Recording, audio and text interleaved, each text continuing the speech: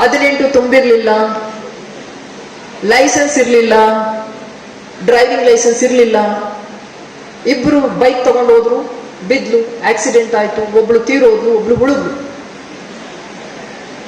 Reels ನೋಡ್ತಾ ಇದ್ದೆ Instagram ಅಲ್ಲಿ. ಕಾಮೆಂಟ್ ಏನ್ ಹಾಕಿದ್ದಾರೆ ಗೊತ್ತಾ? ಆ ಹುಡುಗಿಗೆ ಇವಳಿಗೆ ಯಾಕೆ ಬೇಕಿತ್ತು ಬೈಕ್ ಹುಚ್ಚು, ಇವಳು ಯಾರು ಬೈಕ್ ರೈಡ್ ಮಾಡೋದಕ್ಕೆ? ಇಂತಹ ಎಷ್ಟೋ ಘಟನೆಗಳಲ್ಲಿ ಪಾಪ ಗಂಡು ಮಕ್ಕಳು ಸಹ ಬಿದ್ದಿದ್ದಾರೆ, ತಲೆ ಹೊಡೆದಿದ್ದಾರೆ, ತೀರು ಹೋಗಿದ್ದಾರೆ.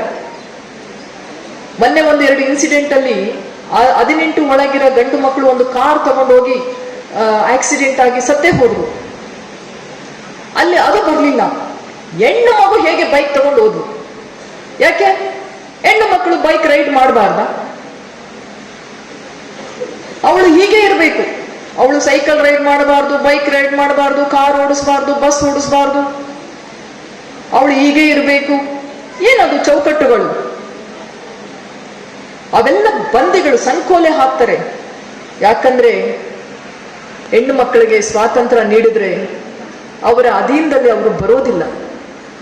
ಯಾಕಂದ್ರೆ ಸ್ವತಂತ್ರವಾಗಿ ಚಿಂತನೆ ಮಾಡ್ತಾರೆ, ಒಳ್ಳೆಯ ನಿರ್ಧಾರ ತೆಗೆದುಕೊಳ್ತಾರೆ. ಅವರು ಪುರುಷರಿಗಿನ್ನ ಒಳ್ಳೆಯ ನಿರ್ಧಾರಗಳು ಸ್ವತಂತ್ರವಾಗಿ ಹೆಣ್ಣು ಮಕ್ಕಳು ತೆಗೆದುಕೊಳ್ಳುವ ಶಕ್ತಿ ಅವರಿಗೆ ಇದೆ.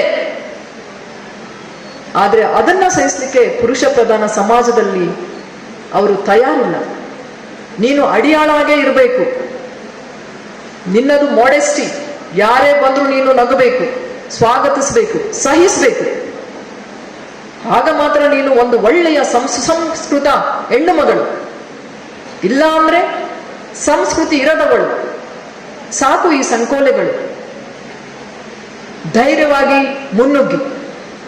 ಧೈರ್ಯ ಲಕ್ಷ್ಮಿ ನಮ್ಮ ಗುಣ ಆಗ್ಬೇಕು. ಸ್ವತಂತ್ರವಾಗಿ ಚಿಂತನೆ ಮಾಡಬೇಕು, ನಿರ್ಧಾರ ತೆಗೆದುಕೊಳ್ಬೇಕು. ನನಗೆ ಎಷ್ಟು ಮಕ್ಕಳು ಬೇಕು ಅದು ನನ್ನ ನಿರ್ಧಾರ. ಯಾವ ರೀತಿ ಜೀವನ ಮಾಡಬೇಕು ಅದು ನನ್ನ ನಿರ್ಧಾರ. ಯಾವ ಉಡುಗೆ ಹಾಕೊಳ್ಬೇಕು ಅದು ನನ್ನ ನಿರ್ಧಾರ. ಯಾವ ಸಬ್ಜೆಕ್ಟ್ ಓದಬೇಕು ಅದು ನನ್ನ ನಿರ್ಧಾರ. ನಿರ್ಧಾರಗಳನ್ನ ಇನ್ನೊಬ್ಬರು ಯಾಕೆ ಹೇರಬೇಕು ನಮ್ಮ ಮೇಲೆ? ಇದನ್ನ ಪ್ರಶ್ನಿಸುವ ಧೈರ್ಯ ನಮ್ಮ ಹೆಣ್ಣು ಮಕ್ಕಳಿಗೆ ಬರಬೇಕು.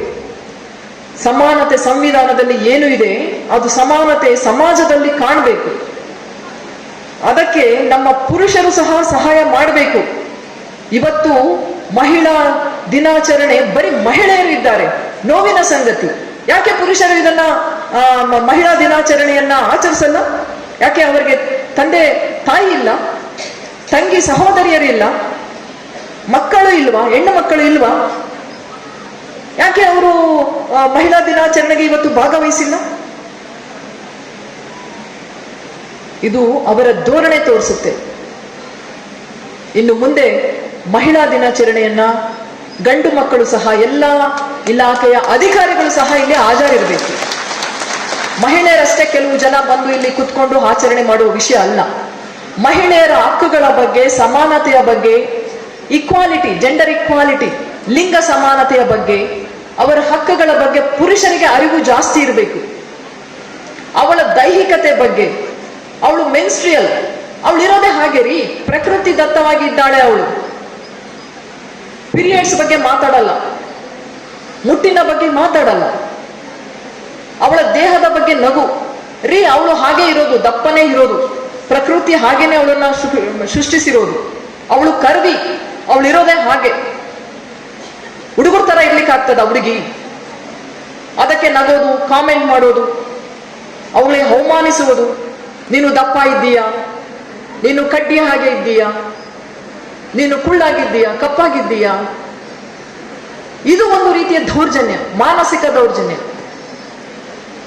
ನಿನಗೆ ವಿದ್ಯೆ ಬಂದಿಲ್ಲ, ನಿನಗೆ ಅವಳಿಗೆ ಏನಿರಲ್ಲೋ ಅದನ್ನ ಹೇಳಿ ಅವಳನ್ನ ಹೀಯಾಳಿಸಿ, ಅವಳನ್ನ ತುಳಿದು, ಅವಳನ್ನ ಹಂಗಿನಲ್ಲಿ ಇಟ್ಕೊಳ್ಳೋಕೆ ಎಲ್ಲ ಪ್ರಯತ್ನ ಮಾಡೋದು. ಪ್ರತಿಯೊಬ್ಬ ಪುರುಷರು, ಅದರಲ್ಲೂ ಒಬ್ಬ ತಂದೆ. ಮಹಿಳೆಯರಿಗೆ ಡ್ರೈವಿಂಗ್ ಅಂತ ಹೇಳಿ ಒಂದು ಇದೆ. ಗಂಡು ಮಕ್ಕಳಲ್ಲಿ ಒಂದು ಡ್ರೈವಿಂಗ್ ನಾನೇ ಮಾಡಬೇಕು. ಸರಿ, ನನಗೂ ಡ್ರೈವಿಂಗ್ ಬರೋದು. ನಮ್ಮ ಹಸ್ಬೆಂಡ್ ಏನ್ ಮಾಡಿದ್ರು, ಯಾವಾಗಲೂ ನನಗೆ ಗಾಡಿನೇ ಕೊಡ್ತಾ ಇರ್ಲಿಲ್ಲ. ಎಲ್ಲಿ ಡ್ರೈವಿಂಗ್ ಕರ್ಕೊಂಡು ಹೋದ್ರು ಅವರೇ ಡ್ರೈವಿಂಗ್ ಮಾಡ್ಕೊಂಡು ಹೋಗೋರು. ನಾನು ಕೇಳಿದೆ, ನೋಡಿ ಲಾಂಗ್ ಡ್ರೈವ್ ಹೋಗ್ತಾ ಇದ್ದೀರಾ, 4 ಗಂಟೆ ನೀವು ಹೋಗಿ ಪೂಜೆ ಮಾಡಿಸ್ಕೊಂಡು ಮನೆ ಕರ್ಕೊಂಡು ಹೋಗಿದ್ದೆ ನಾನು. ಸೊ ಹಾಗಾಗಿ ಚೆನ್ನಾಗಿ ಬರುತ್ತೆ ರೀ, ನನಗೆ ಕೊಡಿ, ಡ್ರೈವಿಂಗ್ ಲೈಸೆನ್ಸ್ ಇದೆ. ಕೊಡ್ತಾ ಇರ್ಲಿಲ್ಲ. ನಾನು ಹೋಗ್ಲಿ ಬಿಡು, ಅವ್ರ ಪಕ್ಕದಲ್ಲಿ ಕುತ್ಕೊಂಡು ಇವರೇ ಮುಂದೆ ಹೋಗ್ಲಿ ಬಿಡು ಅಂತ ನಾನು ಸುಮ್ಮನೆ ಆದೆ. ನಮ್ಮ ತಂದೆ ತಾಯಿಗಳಿಗೆ ಏನ್ ಅನ್ಕೊಂಡಿದ್ರು, ಇವಳಿಗೇನು ಬರ್ತದೆ ಹುಡುಗಿಯರಿಗೆ ಡ್ರೈವಿಂಗ್ ಅಂತ. ಸುಮ್ಮನೆ ಡ್ರೈವಿಂಗ್ ಕ್ಲಾಸ್ ಹೋಗ್ತಾರೆ, ಒಂದು ಲೈಸೆನ್ಸ್ ತಗೊಂತಾರೆ, ಪಾಕೆಟ್ ಅಲ್ಲಿ ಇಟ್ಕೊಂಡು ನನಗೂ ಡ್ರೈವಿಂಗ್ ಬರುತ್ತೆ ಅಂತ ಹೇಳ್ಕೊಂಡು ಓಡಾಡ್ತಾರೆ. ಇದು ಹೆಣ್ಮಕ್ಳು ಅಂತ ತಿಳ್ಕೊಂಡ್ಬಿಟ್ರು. ಆಮೇಲೆ ಏನಾಯ್ತು, ಒಂದು ದಿನ ತಿರುಪತಿಗೆ ಹೋಗಿದ್ವಿ. ಬರುವಾಗ ಇದ್ವಿ, ಬೆಟ್ಟದಿಂದ ಇಳಿತಾ ಇದ್ವಿ, ಅವ್ರಿಗೆ ತಲೆ ಸುತ್ತ ಬಂದಂಗೆ ಆಗ್ಬಿಟ್ಟಿದೆ, ನಾವು ಊಟ ಸರಿ ಆಗಿಲ್ಲ. ಸರಿ ಏನ್ ಮಾಡಿದ್ರು, ಕಾರನ್ನು ಪಕ್ಕದಲ್ಲಿ ನಿಲ್ಸಿದ್ರು. ತಗೋ ಈಗ. ನಮ್ಮ ತಂದೆ ತಾಯಿಗೆ ಎಷ್ಟು ಟೆನ್ಸ್ ಆಗ್ಬಿಟ್ಟಿದೆ ಅಂದ್ರೆ, ನಮ್ಮ ತಂದೆ ಇದ್ಬಿಟ್ಟು ಅಮ್ಮ, ನನಗೆ ಅಮ್ಮ ಅಂತಾನೆ ಕರೀತಾರೆ ಅವರು. ಅಮ್ಮ, ಇಲ್ಲ ಅಂದ್ರೆ ಒಂದು ಟ್ಯಾಕ್ಸಿ ಮಾಡ್ಕೊಂಡು ನಾವು ಬೆಂಗಳೂರಿಗೆ ಹೊರಟೋಗ್ಬಿಡ್ತೇವೆ, ಹೋಗ್ಬಿಡೋಣ, ಗಾಡಿ ಯಾರಾದ್ರೂ ತರ್ತಾರೆ, ನನಗೆ ಬರ್ತದೆ ಡ್ರೈವಿಂಗ್, ನೀವು ಕೂತ್ಕೊಳ್ಳಿ ಸುಮ್ಮನೆ. ನಮ್ಮ ಅಮ್ಮ ಇದ್ಬಿಟ್ಟು ಬೇಡ ಕಣೆ. ಬಟ್ ನಮ್ಮ ಹಸ್ಬೆಂಡ್ಗೆ ಕಾನ್ಫಿಡೆನ್ಸ್, ಅವ್ರು ಹೋದ್ರು ಹಿಂದ್ಗಡೆ ಮಲಗದು ಆರಾಮ್ಸೆ, ನನಗಾಗಲ್ಲ ಅಂತ ಹೇಳಿ. ಸರಿ ತಗೊಂಡ್ವಿ, ಗಾಡಿ ತಗೊಂಡು